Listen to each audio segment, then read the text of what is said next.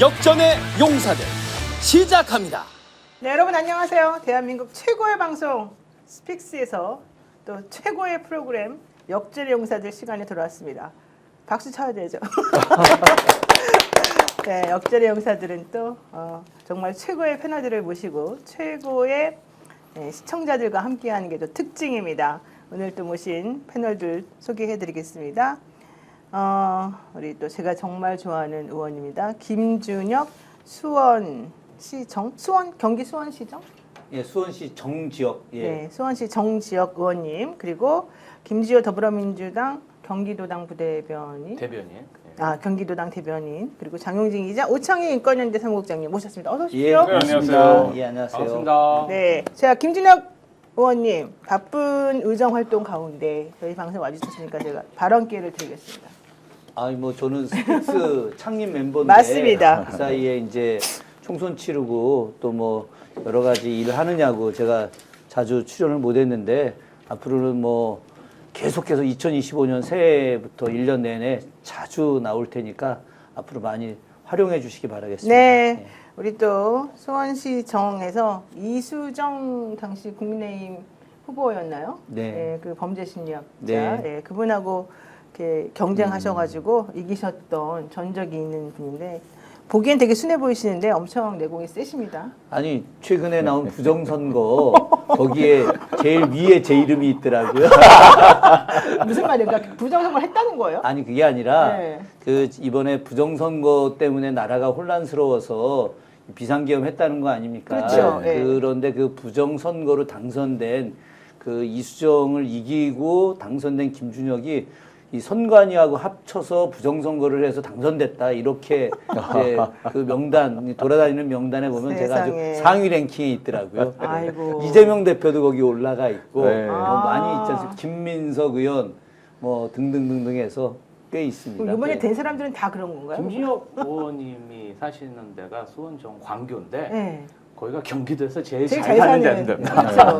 되게 아름다워요. 거기 사실 신도시 아닙니까? 그래서 그때 당시에 이수정 교수를 반드시 여기는 탈환을 마라. 경기도에서 수원 여기는 뺏을 수 있다. 그래서 굉장히 진짜 선전하셔서 지켜내신 거예요. 근데 어떻게 되셨을까요? 우리? 아니 뭐 다 우리 민주 시민들 덕분이죠. 맞습니다. 네, 진짜 열심히 하셨어요. 당시에 종편이나 보수에서도 김진혁 의원님 딱 찍어가고 두 사람 찍어가지고 양부남 의원하고 김진혁 양문석. 예. 양문석 의원님하고 김진혁 의원님 찍어가지고 굉장히 심하게 공격했습니다. 저는 개인적으로 이수정 교수를 좀 아는데요. 예. 지금 법무부 위원회 활동 같은 것도 같이 많이 하고 했었죠. 뭐 네. 많이 했어요. 그런데 김민정 의원하고 아주 비슷한 분입니다. 그래서 오늘 그냥 캐릭터가 시민의 한 사람으로서 고맙다는 생각이 드는데 이거 사심입니다. 전 개인적으로 이수정 교수님하고 김민정 교수님 두 분 다 상당히 잘 알았는데 네. 과거에 알던 그분들이 아닌 것 같아가지고 너무 놀랐어요. 그러니까 맞아요. 제가 모르던 분들의 그 모습이었는 건지 아니면 그 사이에 사람이 변한 건지 약간 충격적이라는 생각이 들 정도예요. 맞아요. 사실은 저도 이수정 교수하고는 심리학과 저도 박사 수료까지 해가지고 옛날부터 잘 알던 사이인데 많이 바뀌어가지고 정말 저는 놀랬고 특히 부정선거 주장을 하시는 걸 보고 제가 깜짝 놀랐고 김민전 의원도 제가 방송을 참 같이 오래 했는데 그렇게까지 이상하게 변한 줄은 몰랐어요, 진짜로. 그런 말씀하실 줄 꿈에도 몰랐어요. 네. 지인들이 가끔 저한테 물어볼 때가 있어. 그 두 사람뿐 아니라 좀 이상한 정치인들을 보면 저한테 친구들이 야 정치하면 다 저렇게 되는 거냐? 이렇게 물어보는 경우도 있어요. 정말 이상했어요. 저는 그리고 국민의힘에서도 떨어진 부산에서 전 최고위원했던 장해찬 씨도 상당히 이상해져가지고 제가 이상해진 사람 너무 많이 봤는데. 그래서 여의도에 물이 이상한 거냐 그런 말까지도 하시더라고요, 누가. 그렇군요. 어쨌든 뭐 주인공은 아닙니다만 장해찬 전 최고위원은 김남국 의원한테 4,500만 원, 3천만 원 배상하는 것으로 그때 또 오늘 또 손해배상 청구 소송에서 또 졌죠. 예. 그래서 김남국 의원이 저에게 밥을 사기로 또. 제가 오늘 김남국 의원한테 전화한다고 하고 협박하고 못했네요. 내일 아침이라도 전화해서 축하한다고 해야 되겠습니다. 네, 하여튼 여러 가지 사건들이 많습니다. 우리 또 조국 전 대표 또 가족들도 가로세로 연구소 했던 누구죠? 강용석 네. 씨 쪽에다가 또 4,500만 원 또 승소 판결도 받고 그래서 요즘에 아주 들려오는 소식들이 좀 좋습니다. 자, 역전의 용사 많은 분들 지금 벌써 거의 10,000분에 가까운 분들이 9,600분, 10,000분에 가까운 분들이 지금 우리 방송 봐주고 계신데요. 구독, 좋아요 눌러주시고요. 우리 방송 한번 또 신나게 한번 시작을 해보겠습니다. 조영만님께서 김준혁 의원님 항상 열심히 하시는 모습 자랑스럽게 생각합니다. 창원 성산 당원입니다.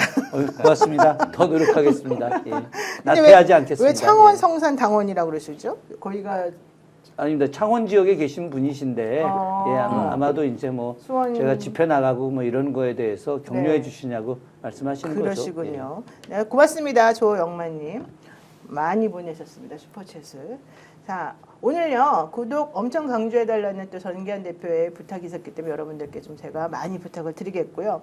오늘 중요한 얘기를 한번 해보겠습니다. 지금 국민의힘에서 사실은 이상하리 많지 국민의힘 의원들이나 요건 박종준 이제는 전 경호처장이 됐습니다. 이런 사람들이 윤석열 씨의 체포를 지금 막아서고 있고 이러지 않습니까? 상당히 이상했는데요. 정기한 대표가 단독으로 취재를 해왔습니다. 무슨 내용이냐면 국민의힘 의원들 대부분이 혹은 그 45명 간 사람들 포함해서 또 내지는 현재 있는 비대위원장 포함해서 전직 당대표가 또 이런 말까지 했답니다.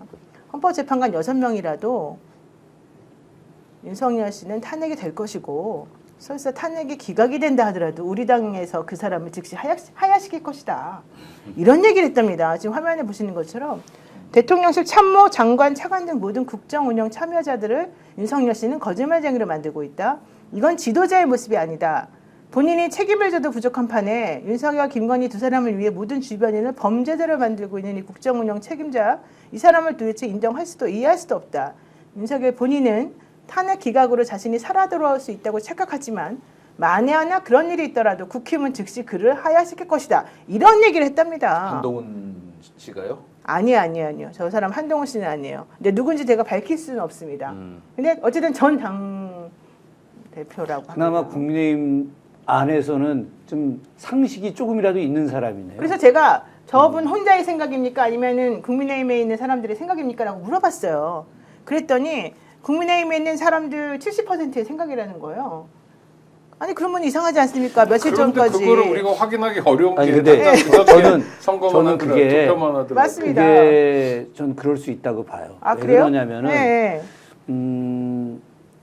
좀 우리가 막 그 본회의장 안에서 막 다투고 뭐 고성 지르고 하다가 이제 나오잖아요. 네. 나와서 가다가 이제 좀 인연이 있는 국민의힘 의원들한테 아니 그래도 이거 말이 안 되는 거 아니냐고 어떻게 그렇게 말도 안 되는 얘기를 하냐고 그러면은 지나가면서 아 우리도 죽겠어요. 아 그래요? 우리도 죽겠어요. 이런 얘기. 아 저희도 이게 말이 안 되는 거 알아요. 빨리 끝내고 싶어요. 이렇게 이야기하고 싹딱 도망가는 국민의힘 의원들이 꽤 있습니다. 근데 왜 특검 같은 것도 거부를? 저도 방송 패널로 만든 국민의힘 인사들은 대부분 김준혁 의원님 말씀하신 대로 굉장히 곤혹스러워하고 상식적인 얘기를 하는데 일단 국민의힘은 전체적으로 이런 생각이 좀 있는 것 같아요. 지금 이제 본인들을 강력하게 지지하고 있는 정광훈류의 그런 극우 지지층을 이제 내치면 안 된다. 뭐 이 사람들에도 좀 있어야 된다. 그리고 이제 본인들끼리 싸우면 안 된다. 어떻게 하든 단결해서 그래도 민주당이랑 어떤 대립각을 세워야 조금이라도 세를 좀 안정적으로 유지할 수 있다. 약간 그런 생각으로 전략적인 지금 행동을 하고 있는 것 같아요. 노 변호사 말씀하신 것처럼 핵심은 그저께 있었던 투표인데요. 내란 특검 2표 차이었고 김건희 특검도 놀라웠는데 지난번에 198까지 왔다가 도로 주저앉았거든요. 그러니까 비밀 투표잖아요. 그러니까 정말 국가를 생각한다면, 정말 국민들을 생각한다면 누가 찍었는지도 모르는 판인데 이런 데서 국회의원들이 뭔가를 보여줬어야 하는데 탄핵 때는 그래도 좀 보여줬던 거죠. 그런 면에서 되게 아쉽고 사실 저 당대표는 그냥 좋은 얘기 하는 것 같아요. 좋은 얘기. 왜냐하면 자기가 이를테면 상식에 기반해 사는 사람이라면 지금 내란 사태를 어떻게 이거를 비호해주고 엄호해주겠어요. 그런 차원이지. 또 아쉬운 건 누군지 얘기도 안 하고 있잖아요. 나를 밝히지 마라. 그냥 일정의 흐름이거나 또는 친구들 만나거나 뭐 이런데 아까 김 의원님 나와서 얘기할 때는 나도 힘들어 죽겠다 솔직히 아니 자기도 대한민국의 초중고등학교 대학을 다 나오고 그래도 아무리 정치적인 이익이 있다 하더라도 멀쩡한 상식에 기반해서 살았을 거 아니에요. 뭐 국힘의원은 다 괴물이다 이러지는 않을 거 아닙니까? 그러니까 네. 보면 아는 거죠. 그런 게 이렇게 간헐적으로 나오긴 하지만 지금까지 국민의힘을 보면 개전의 정은 없다고 봅니다. 제가 볼 때 일종의 처세술을 쓰고 있는 거다. 근데 이게 페이크라고 생각이 듭니다. 그러니까 사람들이 우리가 볼 때는 그렇잖아요. 그러니까 개인 대 개인이 만났을 때 에이 걔 그렇게 나쁜 애 아니야 라는 평가를 받기를 원하잖아요. 그렇죠. 쟤 완전히 도라이야 이런 평가 받기 원하지 않습니다. 그러니까 우리가 이수정 교수나 김민정 교수님 만났을 때 그런 사람 아니었는데 라는 평가를 하길 바라잖아요. 그러니까 우리가 그분들도 우리한테 무언가를 속이고 있었을 수도 있고 가면을 썼을 수도 있고 서세술을 했을 수도 있는 거죠. 같은 개념이라고 생각이 듭니다. 그래서 처세술이었거나 페이크였거나 네. 뭐 또는 뭐 어떤 속임수였거나 아니면 지금 무슨 다른 전략이 있거나 이런 생각이 근데 듭니다. 이런 거는 있어요. 제가 이제 이 현장에서 직접 본 건데 그렇죠. 그날 이제 투표하던 날 제가 간표위원이 됐어요. 네. 그래서 이제 무기명 투표하는데 앞에 이제 국민의힘 의원하고 저하고 둘이 이제 이렇게 서 있었거든요. 근데 그 바로 뒤가 안철수 의원이 앉아 있었거든요. 근데 국민의힘의 여성 의원 한 명이 와가지고 안철수 의원한테 계속해서 한남동 가야 된다.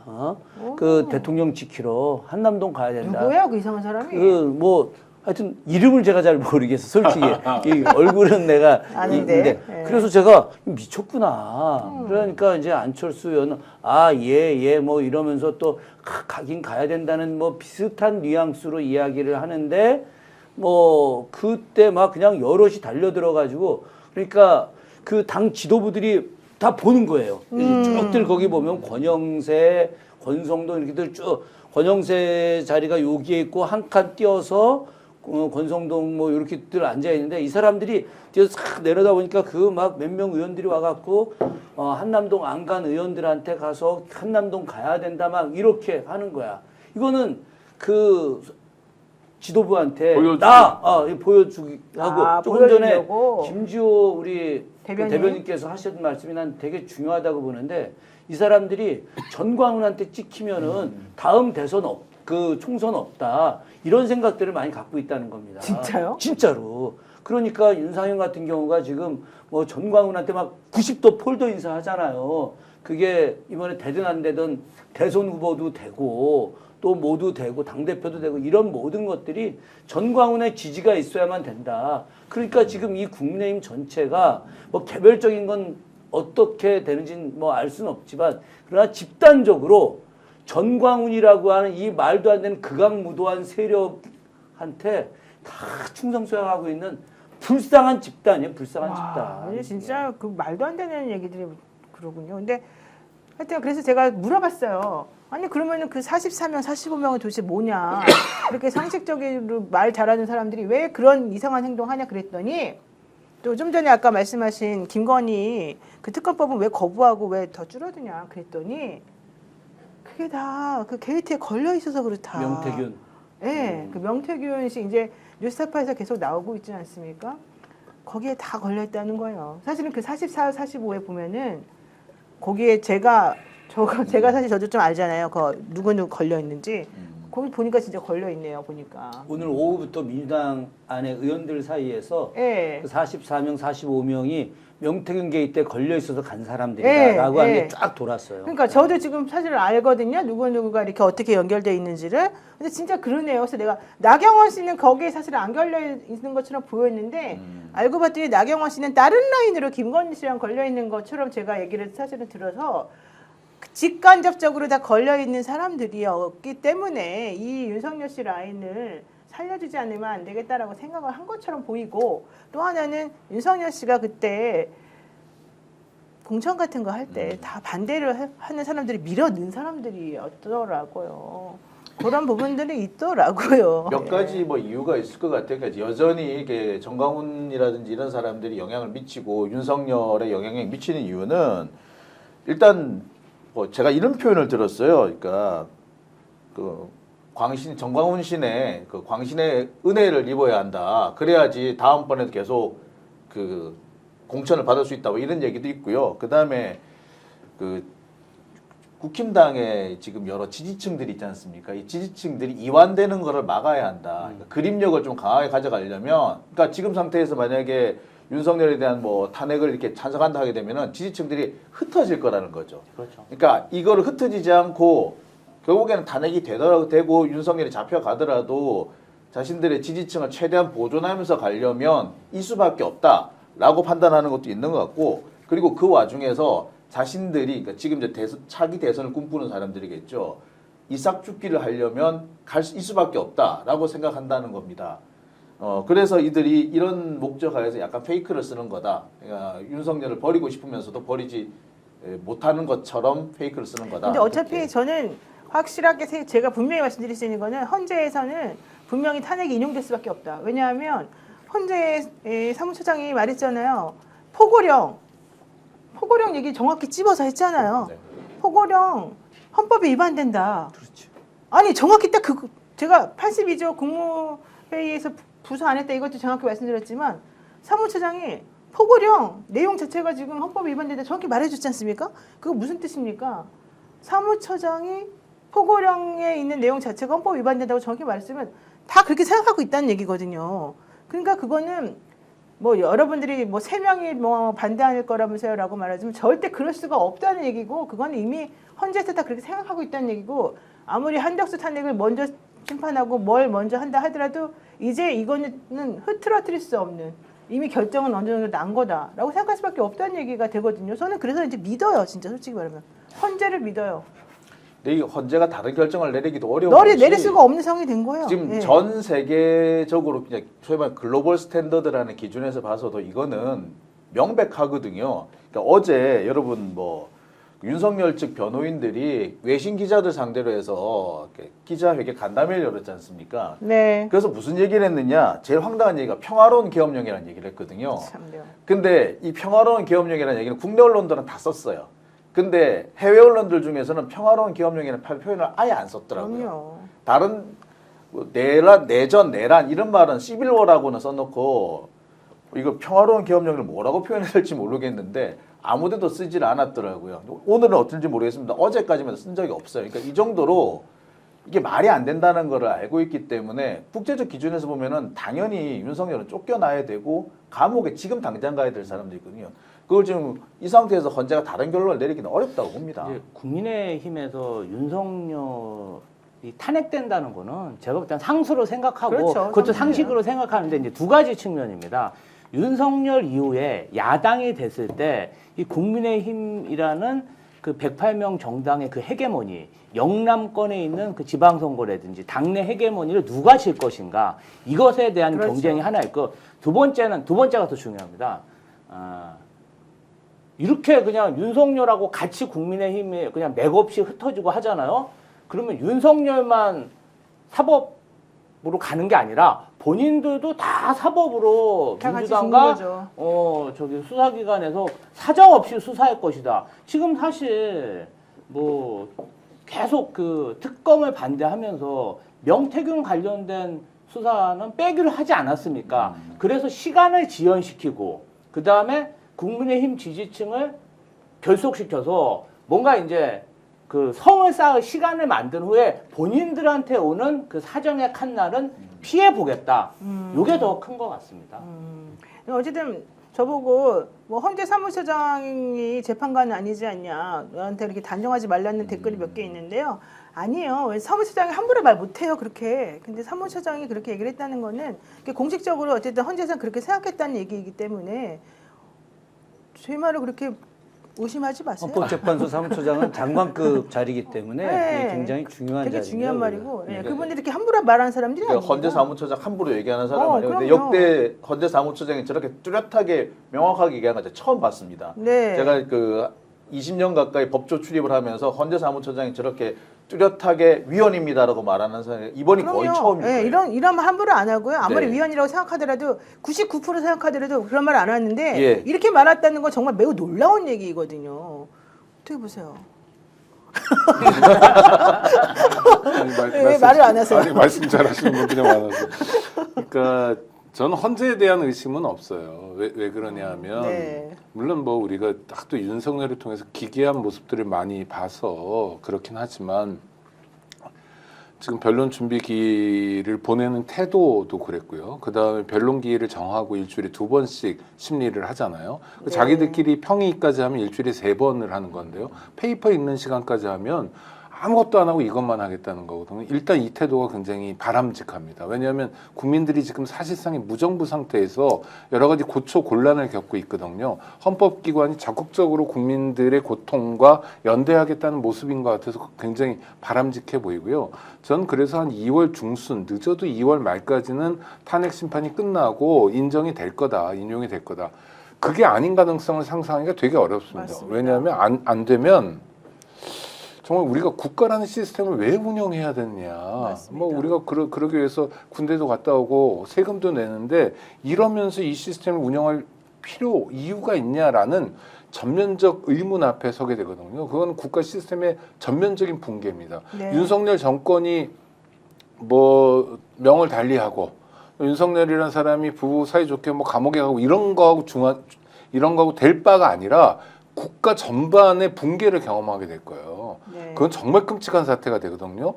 그리고 우리가 지금 윤석열 정부에서 계속 반복하지만 대한민국이 K 어쩌고 그래가 조금씩 오는 거는 굉장히 많은 시간이 걸렸습니다. 그렇죠? 가난한 나라에서 경제 발전도 하고 민주화 투쟁도 해가지고 조금씩 왔는데 망가지는 건 금방이거든요. 맞습니다. 지금 정도 망가지는 게 아니라 인용이 안 되면 정말 대한민국 자체가 망가질 수 있어요. 이거는 아주 끔찍한 사태여서 헌법재판관들이 그런 쪽으로 가지는 않을 거라고 봅니다. 맞습니다. 저도 뭐 추가로 한 말씀 더 드리면 대한민국 국민들이 정말 이제 정치 고관여층들이 다 됐고 거의 대부분이 정치 평론에 대한 수준이 아주 높아졌어요.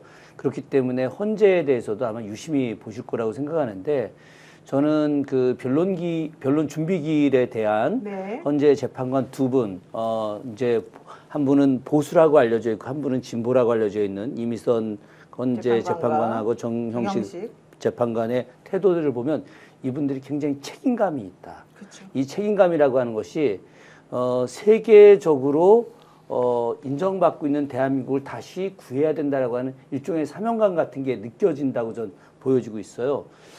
지금 전 세계가 갑작스럽게 윤석열 구테타로 해서 충격을 받았다가 이것을 갖다가 탄핵으로 이끌어 나가는 국민들의 민주적 열기에 대해서 놀래하고 있거든요. 그런데 이렇게 놀라서 끝날 줄 알았는데 국민의힘과 윤석열 이 잔당들이 계속해서 내란을 유지하고 있는 이 모습을 보면서 대한민국이 수습 능력이 떨어지고 있구나.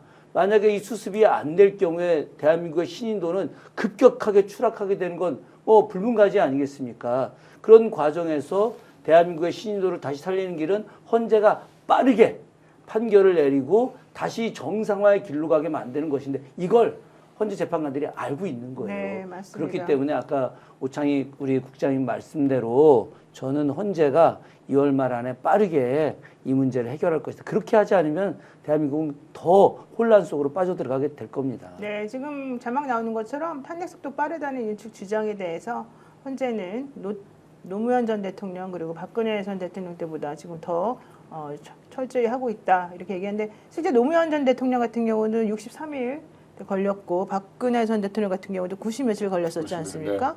네, 그래서 지금 12월 우리가 14일이었잖아요. 그러면 벌써 2월 말만 하더라도 3개월이 넘는 거예요. 3개월 넘는 거예요. 네. 2개월, 1월, 2월이니까 그러네요. 60일 넘는 거죠. 네. 사법부가 저렇게 정치권이 얘기하는 것에 대해서 일일이 반박하고 이렇게 재판 일정도 빨리 가져가는 거 저 처음 봤는데요. 헌재나 사법부 입장에서 보면 23년 9월 달에 이재명 대표에 대한 구속영장을 기각시켰잖아요. 그리고 강서 선거에서 윤석열이 대패했고 11월 달에 그 여인영 비롯해서 그 사령관 4명을 임명을 한 겁니다. 네. 그때부터 사실상 계엄을 시작한 건데 최근 드러난 공소장에 보면 그런 거잖아요. 이 사람들이 사실은 그 총선에서 져서 1차 타켓을 중앙선관위로 했지만 만약에 이번에 지금 탄핵에 살아나갖고 윤석열이 2번째 계엄을 시작한다면 제일 먼저 제 생각에는 대법관하고 헌법재판소부터 쳐들어가서 출발할 것 같은데요. 맞습니다. 네. 현직 대법관하고 전직 대법관, 현직 판사, 부장판사 전부 다 납치해가지고 고문하려고 했던 게 윤석열 정부입니다. 맞아요. 그리고 쿠데타에 실패한 이후에도 체포 영장에 대해서 당하고 윤석열 내란 수계 혐의자가 이것은 불법적인 체포 영장이라고 얘기하잖아요. 근데 여태까지 어떤 정치 세력, 어떤 위정자가 사법부에 대해서 위법적인 영장이다, 위법적인 법적 행동이다 이렇게 얘기한 적이 있나요? 맞습니다. 저는 가장 지금 떨고 있는 게 사법부라서 그렇게 큰 걱정은 안 합니다. 선관위원장을 테이블 타이로 묶으려고 야구 방망이로 협박을 하겠다. 하려고 했다잖아요. 선관위원장 여러분 잘 모르시나 보는데 대법관이에요. 노태학 대법관이에요. 예, 현직 대법관이 현직 있잖아요. 대법관이에요. 그리고 전직 대법원장도 지금 체포명단에 들어있고요. 정말 별별 사람이 다 들어있어요. 자, 우와77님이 노변 지난번에도 3시 전에 체포된다며. 참 미안해요. 내가 저번에 말했잖아요. 나 정보를 들었었다고요. 원래 체포하기로 돼 있었단 말이에요. 근데 그놈의 공수처장이 겁을 먹고 약속을 안 지켜서 그런 거지. 하지만 이번엔 내 말 믿어보셔.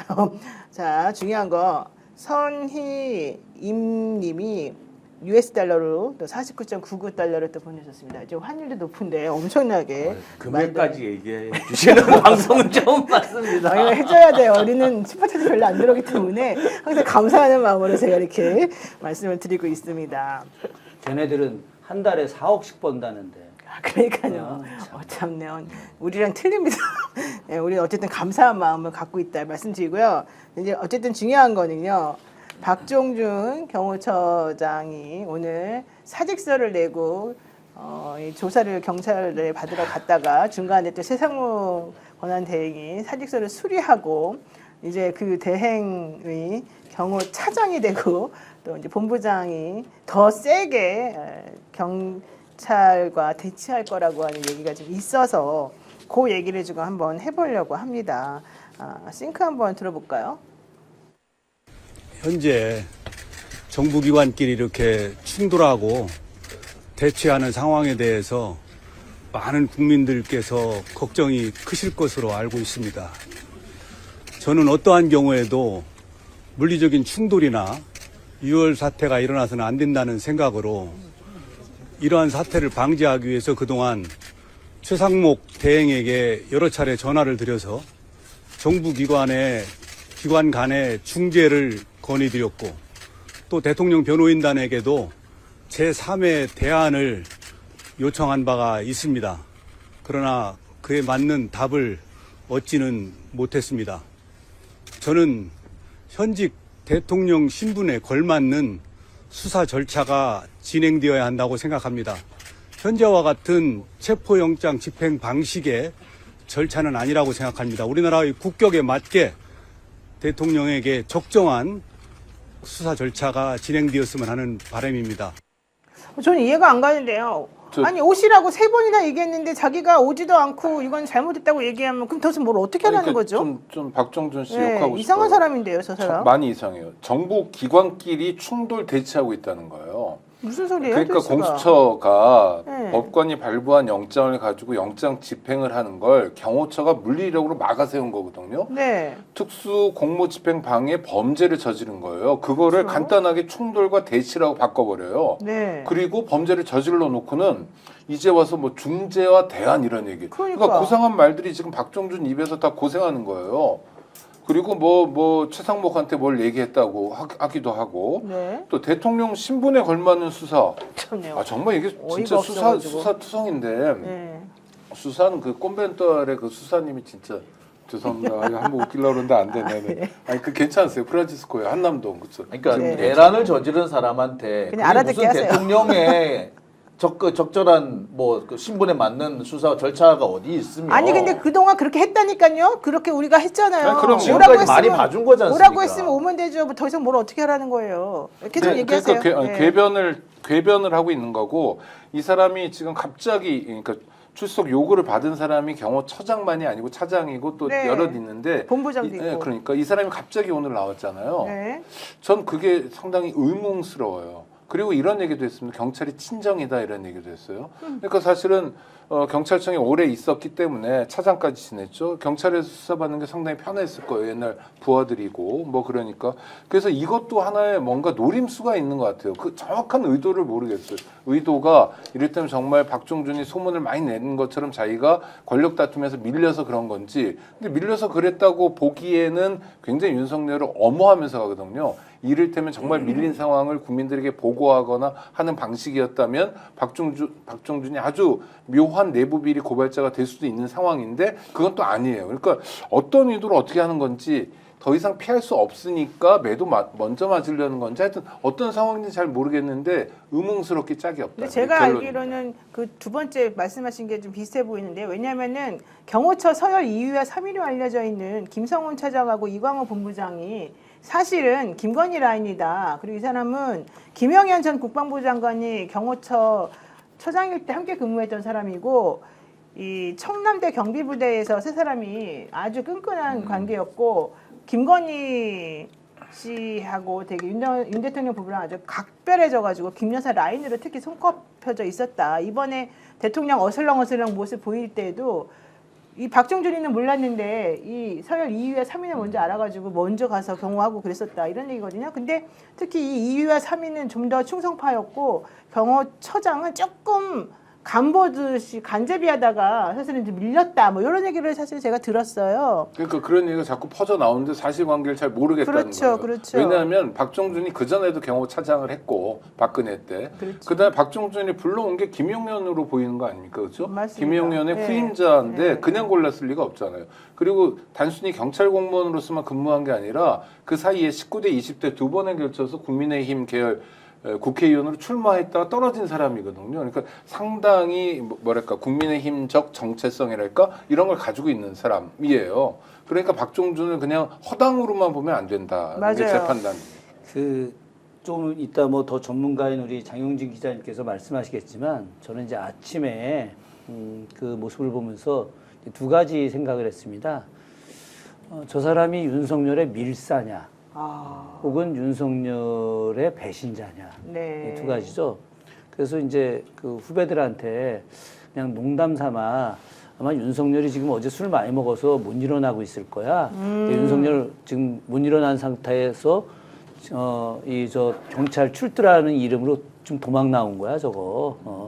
그렇지 않으면 저렇게 나올 수가 없지. 저 인간 저 더 이상 있다가는 나중에 평생 햇빛 못 볼 것 같으니까 지금 도망 나온 탈출한 거야. 거다, 난파선에서? 저는 이제 그렇게 해석을 했습니다. 왜 그러냐면 네.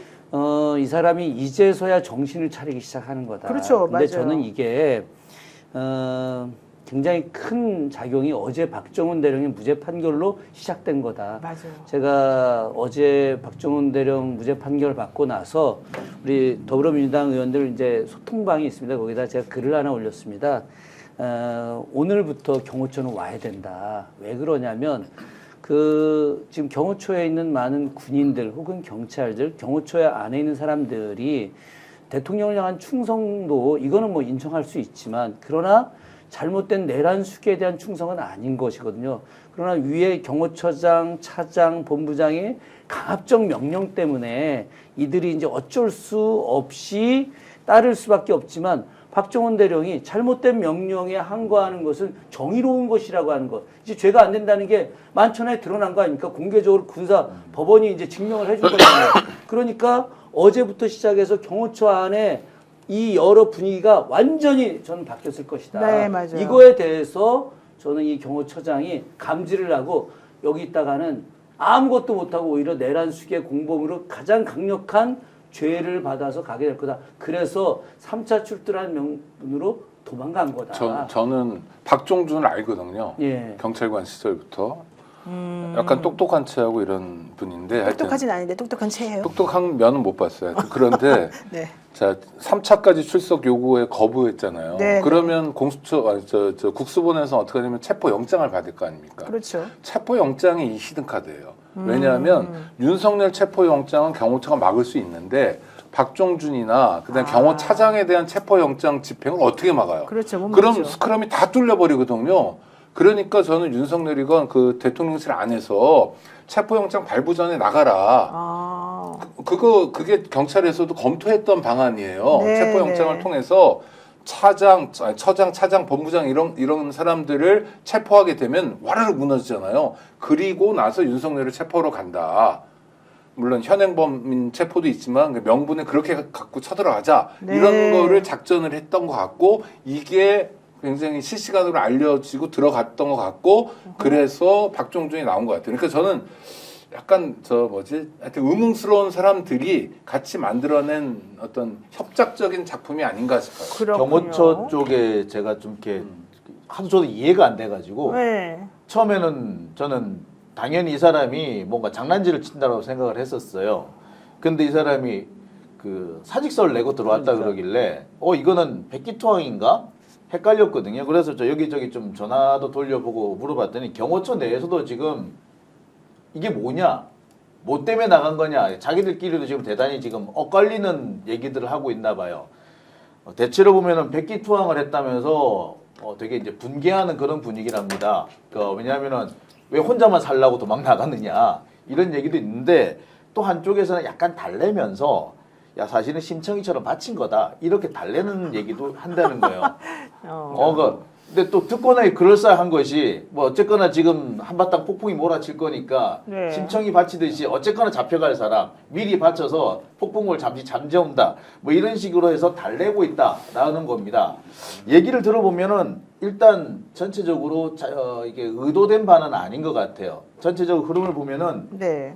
이 박종준 그 처장이 자신의 어떤 계산에 의해서 움직인 거는 맞는 걸 보면 이 사람이 진짜 자신이 백기투항을 한 건지 아니면 다른 계산을 가지고 한 것인지는 좀 지켜봐야겠지만 네. 현재로서는 그 사람의 좀 어떤 교활한 어떤 작전이 좀 걸리지 않았느냐라는 생각이 들어요. 그래요? 저는 박종준 경호처장 입장에서는 나는 이제 할 만큼 다 했다. 뭐냐면 이 사람의 위치가 결국은 김용현 전 국방부 장관 경호처장이 다 이렇게 짜나온 틀에서 네. 그냥 얼굴 마담, 바지 사장 아니면 관리 사장 정도 됐던 거예요 경호실에. 그 밑에 있는 그 김성훈 경호처장이라든지 이광호 경호본부장, 이진아 경비안전본부장이 다 김용현 사람인 거죠. 그래서 그렇죠. 네. 뭔가 좀 그늘막이 돼주고 또 온 지도 얼마 안 됐고 본인들이 한 명 한 명 키워놓은 부하들도 아니고 그러니까 관리사장 정도로 왔는데 갑자기 이렇게 큰일이 생겼고 네. 물론 김용현, 윤석열에게는 좋은 자리를 줬기 때문에 충성은 하지만 이제 본인이 할 만큼 했다고요. 그리고 솔직히 보통의 리더 같으면 이 정도 막 밑에 있는 사람 막 다 특수공무 집행 방해로 입건되고 그러면요. 야 미안하다. 그냥 내가 가서 조사 받을게. 이러지. 그래야죠 사실은. 끝까지 이렇게 버티면서 진짜 뭐 정말 뭔가 물리적 충돌까지 일어나면은 이 공무원들이요 그런 생각을 못 해요. 막 법을 어기고 이런. 그러니까 본인이 그 내부적으로는 아마도 정말 이제 내가 책임질 수 있는 건 다 했고 뭐 이 건까지 당했는데 더 2차 충돌로 인해서 만약에 더한 처벌을 받게 되는 건 내가 뭐 그 정도로 권력자는 아니지 않았냐 이거고요. 지금 이제 계속 그 윤석열 변호사하고 윤정치에서 얘기하는 거는 결국은 그거예요. 2년 반 동안 윤석열 정권이 얘기하고 지금도 얘기하는 거는 사법적으로 김건희, 최은순 그다음에 이쪽 그 윤석열은 좀 사법적 특권층을 인정 좀 해달라. 그냥 화끈하게.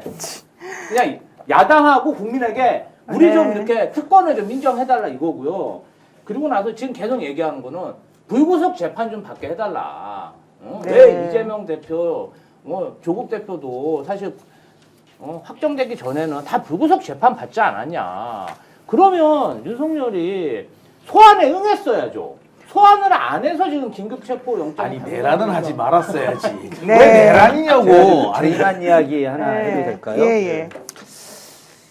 이제 뭐 제가 옛날 역사 전공 교수하다가 이제 정치인이 돼서 과거에 공부했던 역사 내용을 많이 잊어버리긴 했으나 네.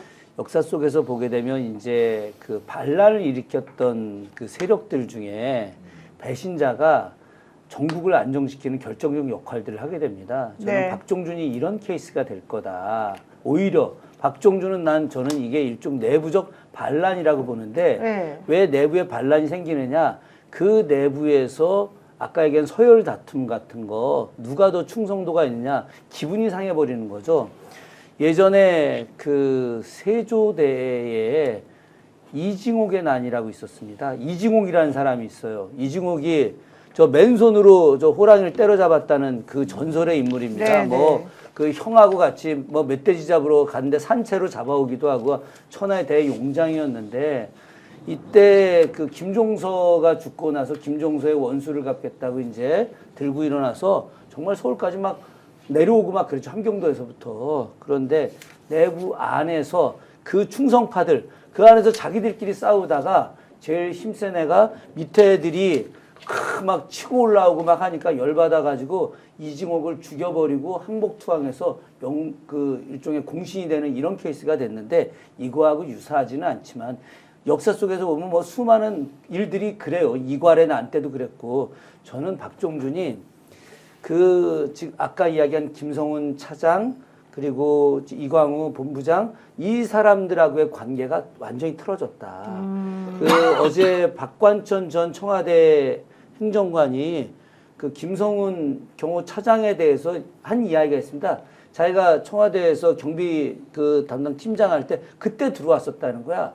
그런데 그때부터 시작해서 그냥 뭐 까라면 까 뭐 이런 정도로 그냥 충성 무조건 뭐 정말 말도 안 되는 그런 네. 그 일을 했는데 이 사람이 자꾸 뭐 그냥 오로지 윤석열 지켜야 된다 막 이러니까 박종준도 그렇긴 해야 되지만 너무 말도 안 되는 얘기를 하고 자기가 내린 지시 안 따르고 막 개기고 하니까 아마 그런 거에 삐지는 과정에서 모르겠다라고 해서 자기라도 살겠다고 탈출했을 가능성이 저는 충분히 있다고 저는 생각합니다. 한편으로 좀 의심스러운 게 네. 그러니까 박종준 사표를 수립하고 난 다음에 최상목 대행이 뭐라고 갑자기 뜬금없이 얘기하느냐.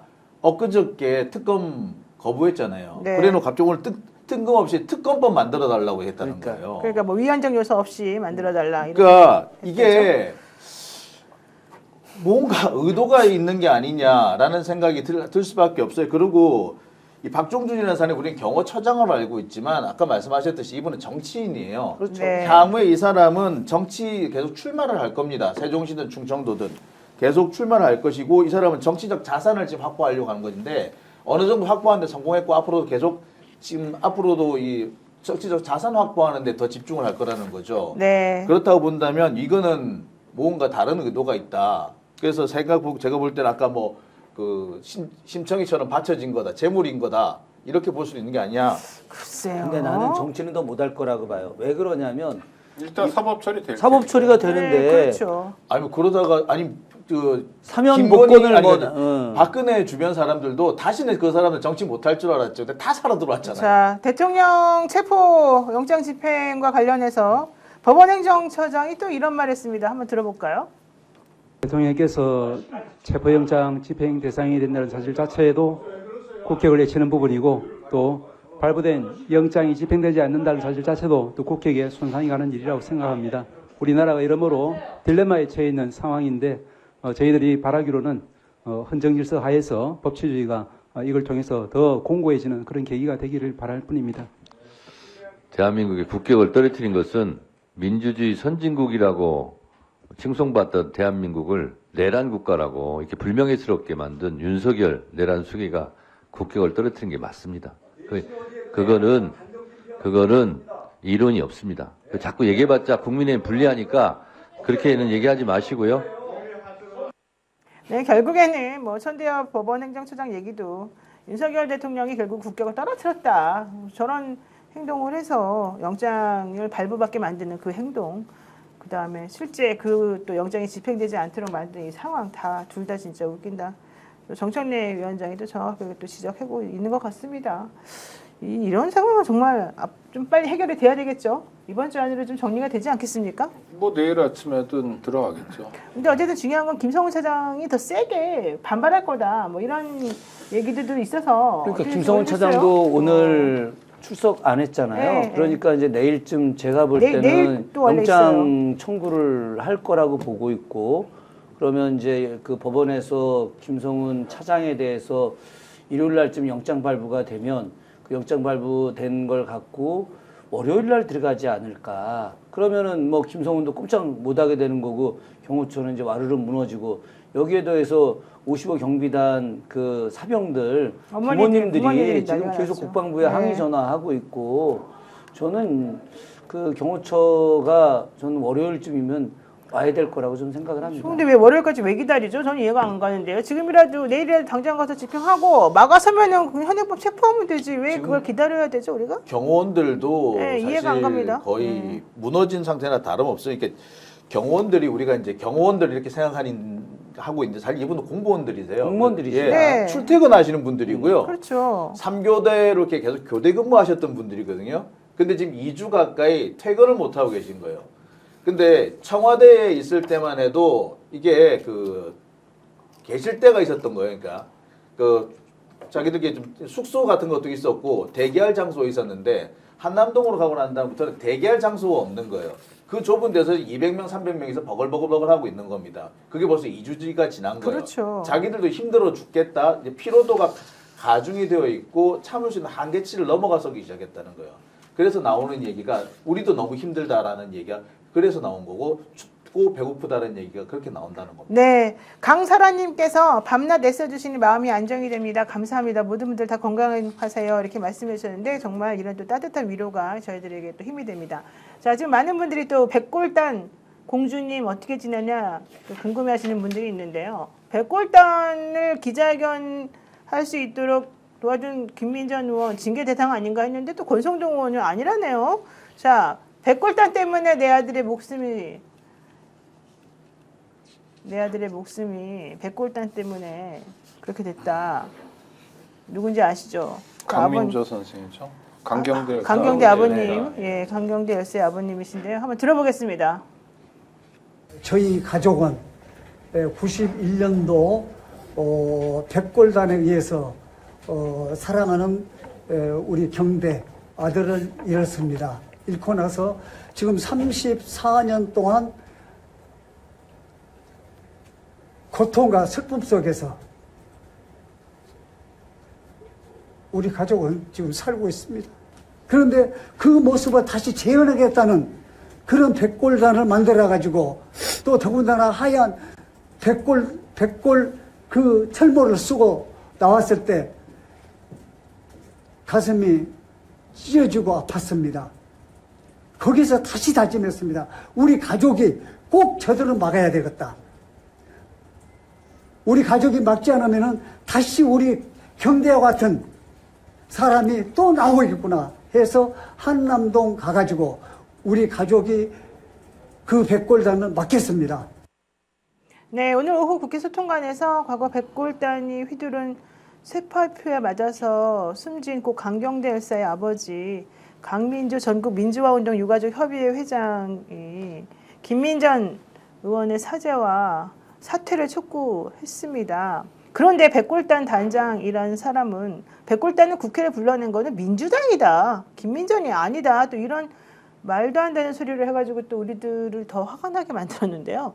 도대체 이런 요즘은 도대체 상식이라는 게 통하지가 않는 것 같습니다. 이게 이제 해외 사례로 비교해 보면은 네. 미국의 KK단이 미국 의회에 가서 설립 기자회견 한 거하고 똑같고요. 유럽의 네오나치 세력들이 독일 가가지고 우리 나치당 만들겠다. 이거 한 거랑 저는 똑같다고 생각합니다. 그 김민전 의원 자체가 사실은 그 반공청년당 기자회견 전부터 광화문이나 한남동 가서 네. 탄핵 시위는 중국인들이 사주한 것이다. 그리고 여기 의원님 계시지만 탄핵 소추서 자체에 러시아와 중국하고 척져가지고 탄핵이 된 거다. 이런 게 쓰여 있다는 거예요. 제가 알기로는 없거든요. 예, 그런 맞아요. 내용이. 없어요. 가짜 뉴스를 계속 퍼뜨리고 있고요.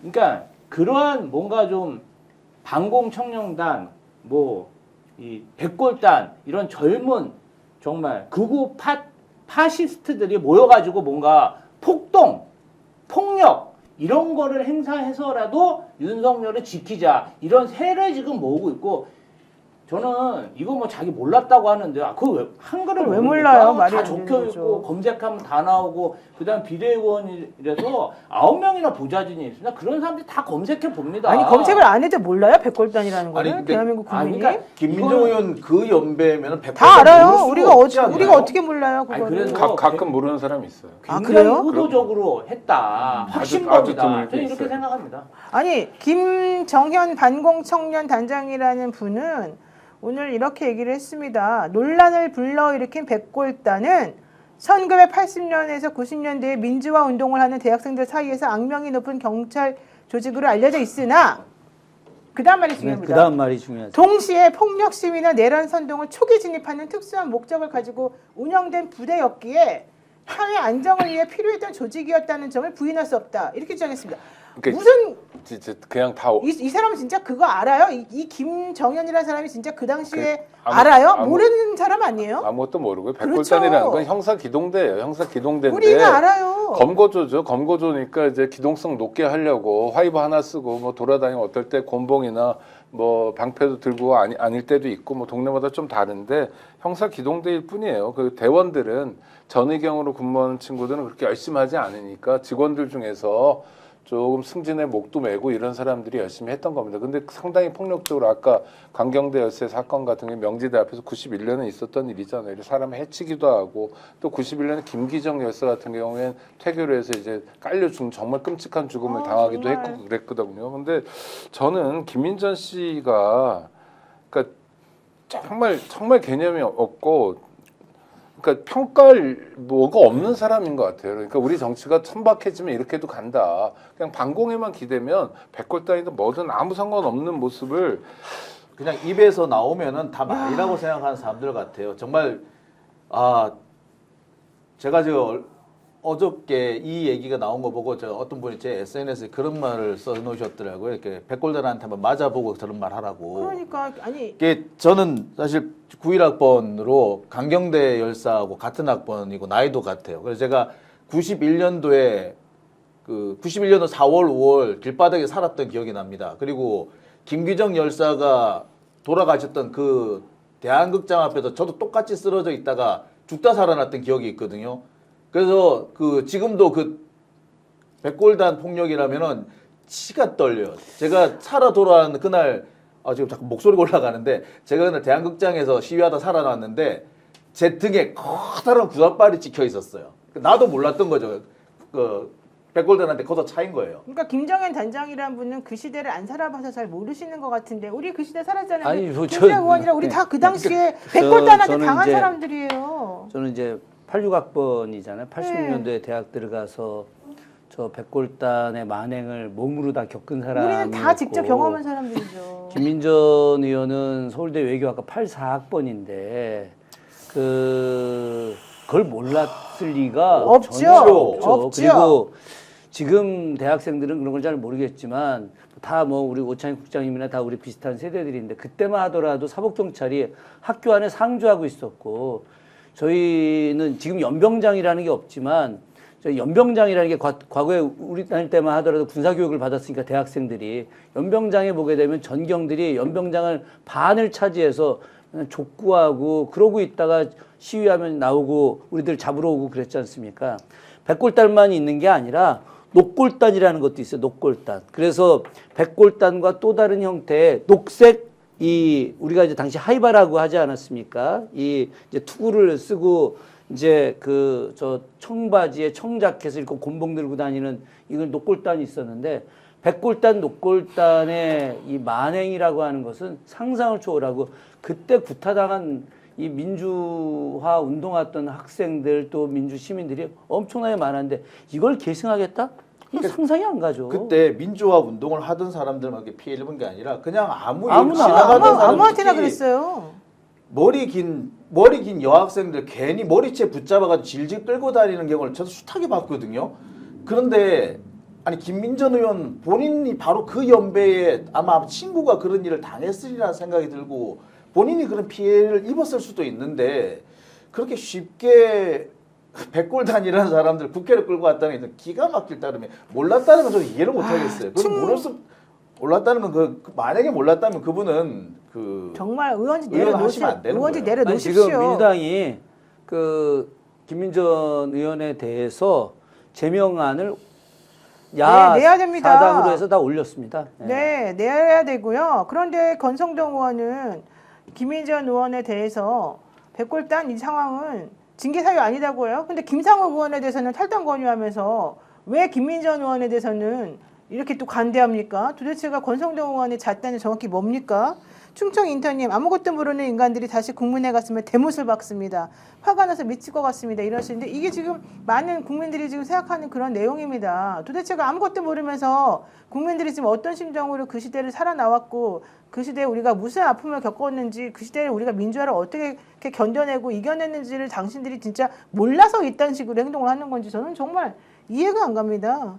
너무 부끄럽지 않나요? 민주화가 싫어서 그런 거고요. 아, 민주화가 싫어요? 한남동 북쪽에 지금 그 탄핵을 반대하는 사람들 있잖아요. 극우 세력들. 여기 저는 뭐 자주 가서 봤는데 가장 큰 깃발이 뭐냐면 5.18 관련 군 명예회복을 위한 모임이 일반적인 깃발이 아니라 굉장히 큰 깃발로 걸려져 있어요. 그걸 휘둘러요. 그러니까 말로는 5.18을 헌법 전문에 수록해야 된다라고 하지만 실제로는 5.18부터 뭐 다 역사도 부인하고 정말 맘대로 하던 시절 전두환이가 철권을 휘두르던 시절로 가고 싶은 뭐 윤석열은 아마 왕이 되고 싶은 것 같기도 한데 그런 사람들인 거죠. 그런 사람들끼리 똘똘 뭉쳐 있기 때문에 뭐 이건 아주 정밀한 결과는 아닌지 모르지만 김민전의 백골단 사태도 나고 서북 청년단 같은 것도 소환하고 이러는 거죠. 정신없는 사람들인 거죠. 아니 권성동 의원이 진짜 이상한 게 원내대표로서 보세요. 백골단의 명칭이나 실체에 대해서 불분명한 상태에서 기자회견을 주선한 것은 적절치 못했다. 하지만 김민전 의원이 사과했으니 괜찮다. 이렇게 얘기하고 윤상현 의원이 전광훈 목사에게 구식도로 인사하는 모습을 보이는 등 이 말도 안 되는 행동에 대해서 사람들이 뭐라고 하니까 그게 뭐 특별히 문제가 되냐. 나는 윤상현이 뭐라고 하는지 모르니까 여기 대해서 대답할 필요도 없다. 이렇게 좀 말하면서 그냥 넘어가거든요. 5만 원 이런 거 괜찮습니까? 5만 원이에요. 그러니까 지금 윤석열이 내란했는데 그건 잘못했으나 그러나 지금 내란도 정당성이 있는 거고 어쩌고 저쩌고 하면서 문제없다 이런 식이잖아요. 그죠? 네. 진짜 지금까지 계속 이런 식으로 넘어왔던 거예요. 이 사람들 극단적이고 사실 이게 독일이었으면 이 사람들 다 감옥 갔어야 될 사람들. 정치하지 말아야지. 근데 이 사람들이 계속해서 대충 얼버무리고 이렇게 대충 덮어버리고 넘어오다 보니까 지금처럼 이렇게 골마 터진 거고 그것이 지금 윤석열의 지금 계엄 사태까지 왔다고 보거든요. 이제 더 이상 우리가 이 사람들을 용납해서는 안 된다고 생각이 듭니다. 제가 이참에 반드시 처벌을 해야 된다고 봐요. 한남동 북단 남단에 택시를 내려야 되는데 북단이 잘못 내렸다가 정말 맞아 죽을 뻔했어요. 그 사람들이 네. 제가 보니까 네. 엄청 폭력적이더라고요. 그러니까 집회를 저는 항상 불신검문제예요. 아니 이 사람들이 집회하면서 그렇게 욕을 하고 그다음에 뭔가 제가 이제 파란색 옷 입고 갔다고 막 저를 쫓아와서 말 걸고 막 욕설하고 때리려고 그러고 그러니까 한남동에서 그 집회하는 모습을 보니까 막 육교에서 침 뱉고 굉장히 폭력적이었거든요. 그런데 김민전이나 그런 국민의힘에서 조직적으로 그런 폭력을 더 이렇게 조장하고 폭동을 정말 획책하는 이러한 행동을 하고 있어요. 그런데 잘 생각해 보면은 김민정은 현직 국회의원 아닙니까? 네. 현직 국회의원이 폭동을 이렇게 획책해도 되는 거예요. 저는 사실 국회 차원, 국회의장님 차원에서도 이 부분은 제재해야 된다 봅니다. 그러니까 이분이 재미 들린 것 같아요. 그러니까 그쪽에 가가지고 한마디씩 하면은 거기서 나온 반응들이 상당히 격렬하거든요. 그 격렬함과 그 뜨거움에 이 양반이 점점 재미가 들려서 점점 그쪽 사람들이 그 좋아하는 방향으로 붙고 점점 다가가고 있는 것 같아요. 그 말씀이 맞다고 생각을 해요. 예, 지금 희열을 느끼는 거라고 생각해요. 아니, 제가 네. 같은 교육위원이잖아요. 우리가 일주일에 한 번 정도 같이 상임위원회를 해서 같이 회의를 하시는군요. 좀 해보면은 분명히 이제 동쪽을 가리키면서 얘기하는데 이분은 서쪽 이야기를 하고 있어. 이게 정답이에요, 이게. 네. 그러니 얼마나 당혹스러워. 그런데 본인이 국민의힘 최고위원이잖아, 지금. 그렇죠. 최고위원인데 엄청 대우받고 정말 그 뭐라고 할까 자기가 황당한 비상식적인 이야기라면 언론에서 그걸 막 써주고 막 국민의힘의 그 광신도들은 막 격렬하게 막 찬양을 해줘. 지난 몇 년 정신 나간 동안 거야. 방송 패널에서 아무리 상식적인 얘기를 해도 아무도 쳐다보지 않았는데 지금 단 며칠 사이에 비상식적인 몇 마디, 가격한 얘기 몇 마디 했더니 다 받아 써주거든요. 다 쳐다보거든요. 그러니 얼마나 재미가 있겠습니까? 국회 교육위원이라는 것 자체가 너무 충격적이네요. 그래서 우리가 나오자마자 교육위원들이 바로 기자회견을 했죠.